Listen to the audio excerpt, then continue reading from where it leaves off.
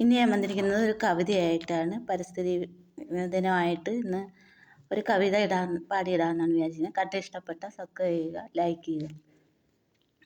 ചപ്പു ചവറുകൾ കൂനകളാക്കി നാടാക്കി മാറ്റിയ ഇന്ത്യ, പ്ലാസ്റ്റിക്കുകൾ കൊണ്ടു വിത്തുകൾ പാകി വിഴ ഭക്ഷണമാക്കിയ ഇന്ത്യ, നാശം വിതച്ചൊരു ഭൂമിയായി മാറ്റിയ മനുഷ്യരെ നിങ്ങൾ ഓർത്തിടേണം.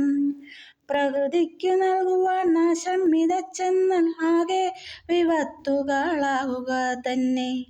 നല്ല ഭക്ഷണം കഴിക്കുവാനാകില്ല, നല്ല വായു ശ്വസിക്കുവാനാകില്ല, നല്ല ജന്മങ്ങൾ പടുത്തുയർത്തിടുവാൻ ആരോഗ്യമുള്ളവരാകാതെ പോകും.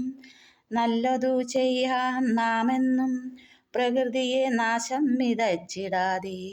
ഒന്നായി നിന്നിടാം നമുക്കെല്ലാം, ഒന്നായി മുന്നേറിടാം.